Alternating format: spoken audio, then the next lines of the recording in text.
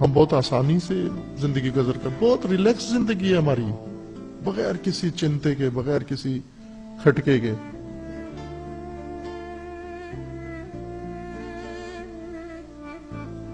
محبت کی ہے، اس کا بھرم بھی رکھو، اور بھرم یہ ہے عزت محبت کی قائم حجاب محمل سے۔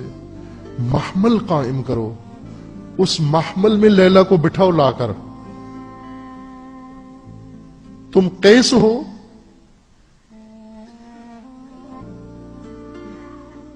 لیلا تمہارا ولی، تمہارا رہبر، تمہارا امام 1200 سال سے پردہ غیبت میں، لیلا منتظر ہے کس کے لیے؟ محمل کے لیے۔ محمل نشین کیوں نہ ہو یہ لیلا؟ اس لیے کہ قیس اپنا تقاضا پورا نہیں کر رہا، قیس محبت کا بھرم پورا نہیں کر رہا، قیس لنگر کھا کے اٹھ کے چلا جاتا ہے۔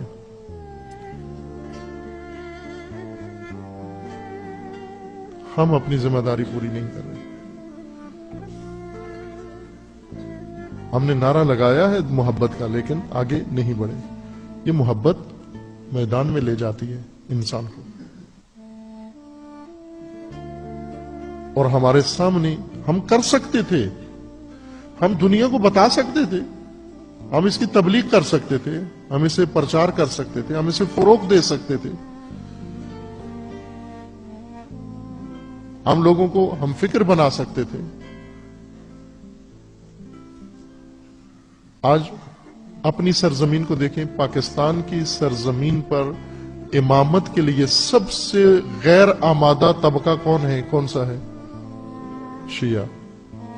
سب سے زیادہ ناآمادہ اور غیر آمادہ طبقہ، جو سوچنے کی بھی ہمت اور زحمت نہیں کرتا۔ یہ بات ہماری تجرباتی بات ہے۔ اہل سنت میں ذرا برابر مقاومت نہیں ہے امامت کے مقابلے میں۔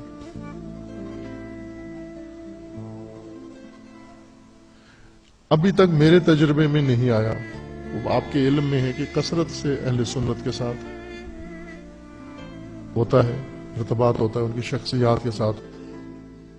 کس طرح فرزند زہرا ذبح ہوئے کربلا میں، پیچھے کہانی کیا تھی، کس نے پہنچایا وہاں تک؟ یہ محمل کیوں تنہا ہو گیا؟ یہ لیلا کیوں دشمن کے نرغے میں ہے؟ قیس کہاں تھا اس وقت؟ قیس کوفہ میں ہے، قیس بصرہ میں ہے، قیس کی مجبوریاں ہیں اپنی۔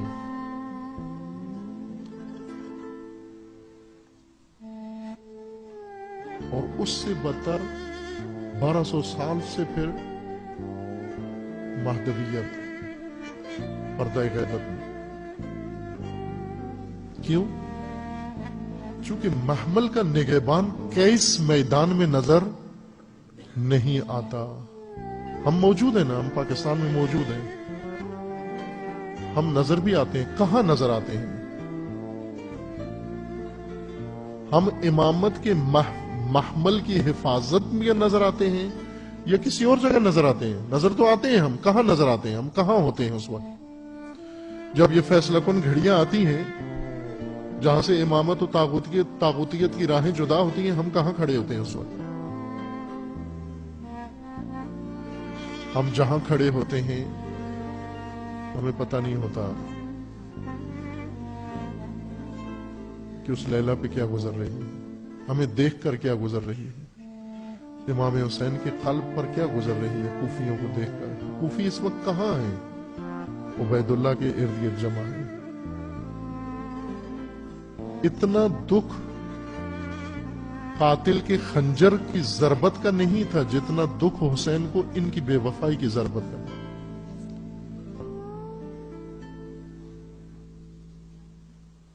بعض زخم زیادہ تکلیف دیتے ہیں، رنج دیتے ہیں۔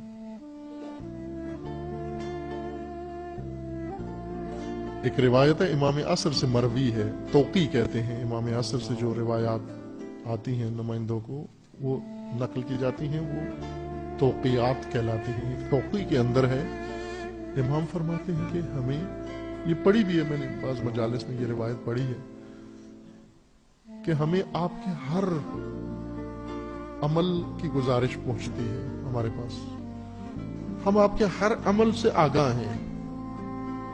شیعوں کو خطاب ہے، ہم تمہارے ہر عمل سے آگاہ ہیں. تم میں سے بعض کہ اعمال ہمیں بہت دکھ پہنچاتے ہیں، بہت دردناک ہے.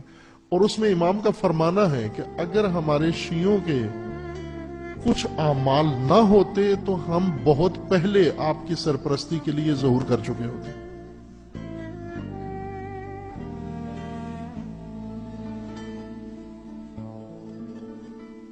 میں پھر کسی مناسبت سے دوبارہ ان روایات کو عرض کروں گا. عزیزان آپ ضرور پیگیری کرنا اس موضوع پہ کسی بھی موقع پر. اللہ نے توفیق دی، عرض کروں گا دوبارہ یاد دہانی کے لیے. پہلے بیان ہوئی ہیں کہ اگر ان کے بعض اعمال درست ہوتے اور بعض کام نہ کرتے، بعض اعمال ترک کر دیں، تو ہم پہلے اس سے آ چکے ہوتے، تمہارے سروں پہ ہمارا سایہ ہوتا. لیکن خود آپ کی اپنی کارکردگی کی وجہ سے یہ امر تاخیر میں چلا گیا ہے. وہ محمل کا نگہبان کا کیس ہو تو لیلا قدم رنجا کرے محمل کے اندر. جب کوئی محمل کا نگہبان ہی نہیں ہے، امامت کا نام لیوا کوئی نہیں ہے، جب سب تم طاغوتیت کے پرچم کے تلے ہو، جب سب تم جمہوریت کے گوسالے کے پیچھے ہو، سامری کے ساتھ کھڑے ہو، امامت کیا کرے؟ امام آ کر کس لیے آئے امام؟ امامت کرنے. وہ یہ تو تیار ہی نہیں ہے امامت کے لیے، یہ تو طاغوتیت کے دل دادا ہیں.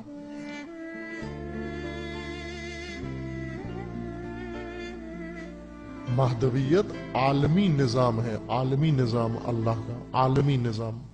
یعنی امامت ایک نظام ہے اللہ کا، اور یہ نظام تدریجاً مرحلہ وار اپنی تکمیل تک پہنچنا ہے. اس کے کمال کا درجہ جب حاصل ہوگا، پوری زمین پر امامت، تشیع کی ذمہ داری، پوری زمین پر امامت کو نافذ کرنا تشیع کی ذمہ داری ہے.